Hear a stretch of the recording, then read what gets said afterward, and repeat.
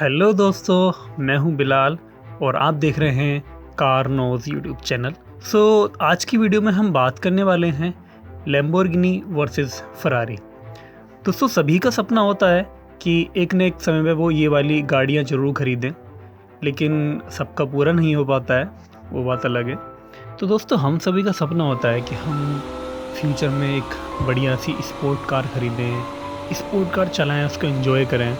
और अगर sport car की बात आती है तो सबसे पहली चीज़ आती है पैसा, क्योंकि ये इतनी ज़्यादा एक्सपेंसिव होती हैं कि अच्छे अच्छे अमीर लोगों के छक्के छोड़ जाते हैं इनको ख़रीदने में। तो अगर हम बात करें स्पोर्ट कार्स के बारे में, तो जो सबसे ज़्यादा फेमस ब्रांड है वो है लैम्बोर्गिनी और फरारी। तो आइए आज हम बात करने वाले हैं लैम्बोर्गिनी वर्सेस फरारी। इनको खरीदने के लिए आपको क्या क्या करना होगा, जस्ट इन केस अगर आपके पास पैसा आ जाता है तो आप किस तरीके से इनको परचेज़ कर पाएंगे। क्या सिर्फ पैसा होना ही इनके लिए काफ़ी है, या फिर आपकी बड़ी पोजीशन या आपके पास मैनर होने चाहिए इन गाड़ियों को ख़रीदने के लिए। तो चलिए समझते हैं इनको। वैसे बात करें तो हम लोग ये दोनों ही ब्रांड इटालियन ब्रांड हैं, लेकिन फरारी की शुरुआत लैम्बोर्गिनी से 16 साल पहले ही हो चुकी थी। फरारी को सन 1947 में एंजो फरारी के द्वारा बनाया गया था, जबकि लैम्बोर्गिनी को उसके 16 साल के बाद फरूशियो लैम्बोर्गिनी के द्वारा 1963 में बनाया गया था। और एक और सबसे बड़ा फैक्ट ये है कि अगर फरारी नहीं होती तो आज आप लैम्बोर्गिनी को भी नहीं देख पाते, क्योंकि लैम्बोर्गिनी को बनाया ही फरारी से बदला लेने के लिए गया था। लैम्बोर्गिनी कभी भी कोई कार मैन्युफैक्चरर कंपनी नहीं थी। ये कंपनियां तो सिर्फ ट्रैक्टर बनाया करती थी, लेकिन लैम्बोर्गिनी के ट्रैक्टर इतने ज़्यादा बिकते थे उस समय में कि फरूशियो लैम्बोर्गिनी ने अपने और अपनी बीवी के लिए फरारी खरीद डाली। उसके कुछ दिनों बाद ही उनकी कार में प्रॉब्लम्स आने लगी थी, जिसके लिए उन्होंने सर्विस सेंटर विजिट किया था, लेकिन उसका कोई सलूशन नहीं निकला। इसके बाद उन्हें गुस्सा आया और वो सीधे पहुंच गए एंजो फरारी के पास मिलने के लिए। उन्होंने एंजो फरारी को बताया कि इसमें इस तरह की प्रॉब्लम्स आ रही हैं, आप इन्हें क्यों और बेहतर नहीं बनाते। तो ये बात एंजो फरारी की ईगो पर लगी और उन्होंने फरूशियो लैम्बोर्गिनी को बोला कि आप सिर्फ ट्रैक्टर बनाते हैं, आप ट्रैक्टर पर ही ध्यान दीजिए, हमें मत सिखाइए हमको क्या करना है। और ये बात फरूशियो लैम्बोर्गिनी को इतनी बुरी लगी कि उनका ईगो हर्ट हुआ और उन्होंने बना डाली the one of the most favourite company Lamborghini. तो अब आपने बहुत सारे पैसे भी इकट्ठे कर लिए हैं और आप चल चुके हैं दोनों ही कंपनी की गाड़ियाँ देखने के लिए उनके शोरूम की तरफ, और आप सोच रहे हैं कि इन दोनों में से कौन से ब्रांड की कार मैं खरीदूं। तो यही कंफ्यूजन क्लियर करने के लिए हम लोग इस वीडियो में चलते हैं आगे और देखते हैं कौन सी गाड़ी खरीदना आपके लिए रहेगा बेहतर और आसान। तो फेरारी कंपनी ने अब तक 283 फॉर्मूला 1 रेसेस जीती हैं, लेकिन लैम्बोर्गिनी ने एक रेस में पार्टिसिपेट तक नहीं किया है। तो अगर हम इस पॉइंट की बात करें तो ये जाता है फेरारी के खाते में।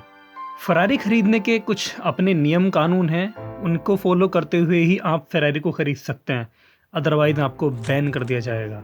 फरारी को ना ही तो आप किसी को 1 साल के अंदर अंदर बेच सकते हो, और ना ही आप उसमें किसी भी तरह का मॉडिफिकेशन करवा सकते हो, जैसे बॉडी, बम्पर, कलर, कुछ भी आप उसके अंदर नहीं करा सकते। मतलब आपको उसको वैसे ही का वैसे ही रखना है जैसे कि कंपनी से आपने उसको लिया था।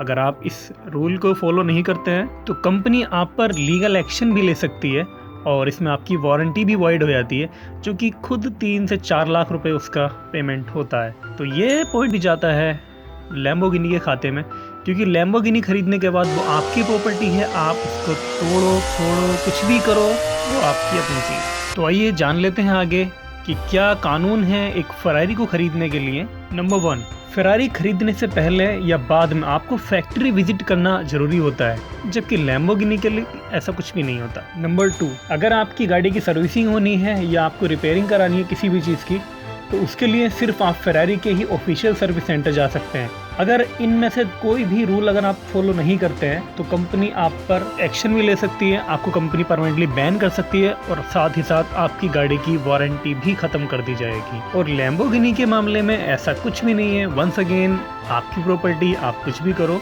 तो ये पॉइंट भी जाता है लैम्बोर्गिनी के खाते में। नंबर 3, आप दोनों में से कोई भी राइवल ब्रांड की कार नहीं खरीद सकते हैं। मतलब कि अगर आपके पास फरारी है तो आप लैम्बोर्गिनी नहीं खरीद सकते हैं, या अगर आपके पास लैम्बोर्गिनी है तो आप ऐसे में फरारी को नहीं खरीद सकते।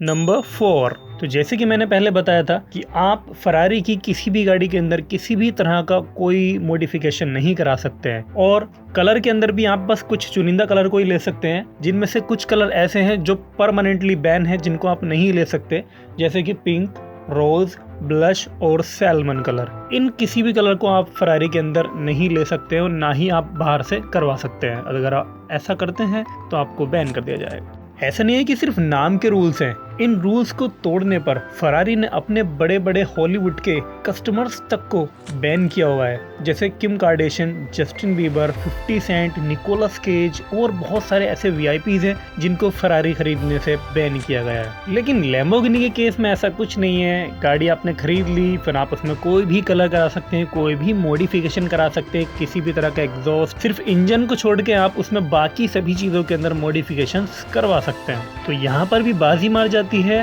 लैम्बोर्गिनी। नंबर 5, आप बिना डीलर की परमिशन के अपनी फरारी कार को किसी को भी नहीं बेच सकते, क्योंकि एग्रीमेंट के हिसाब से फरारी को खरीदने का पहला हक उसके डीलर को जाता है। इसको कहा जाता है right of the first refusal agreement. ऐसे में अगर डीलर आपकी गाड़ी नहीं लेता है तभी आप अपनी फरारी को आगे बेच सकते हैं, अदरवाइज कोई चांस नहीं। लेकिन अगेन लैम्बोर्गिनी में ऐसी कोई झंझट नहीं है। गाड़ी खरीदने के बाद आप उसे किसी भिखारी को दे दो, अपनी गर्लफ्रेंड को दो, अपने बॉयफ्रेंड को दो, अपनी बीवी, बच्चे, मतलब किसी को भी आप दे सकते हो, वो आपकी प्रॉपर्टी है। तो ये पॉइंट भी जाता है लैम्बोर्गिनी के खाते में। फेरारी ने अब तक 53 मॉडल्स कार के और 67 रेसिंग कार के मॉडल्स बनाए हैं, लेकिन लैम्बोर्गिनी की बात करें तो उसने अब तक टोटल 17 मॉडल बनाए। तो अगर हिसाब से बात करें तो एक्सक्लूसिविटी हमको लैम्बोर्गिनी की ज़्यादा दिखती है, क्योंकि जितने कम मॉडल्स उतनी ज़्यादा एक्सक्लूसिविटी।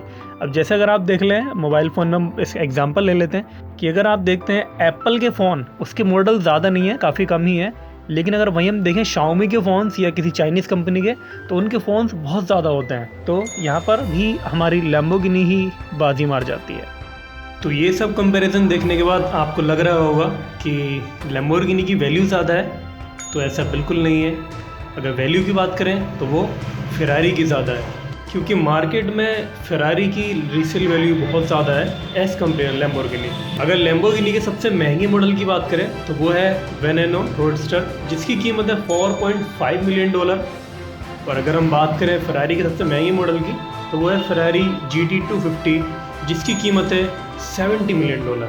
तो इसी से आप अंदाज़ा लगा सकते हैं मार्केट में किसकी ज़्यादा वैल्यू है, किसकी नहीं। तो आशा करता हूँ वीडियो में दी गई जानकारी आपको पसंद आई होगी, और अगर आप इसी तरह की और वीडियो देखना चाहते हैं तो कमेंट में बताएं अगली वीडियो आप किस गाड़ी पर देखना चाहते हैं, मैं आपके लिए बिल्कुल वीडियो बनाऊँगा। और अगर आपको वीडियो पसंद आई है तो इसको लाइक करें, चैनल को सब्सक्राइब करके रख लीजिएगा, ताकि आगे आने वाली वीडियोज़ की नोटिफिकेशन आपके पास आती रहे।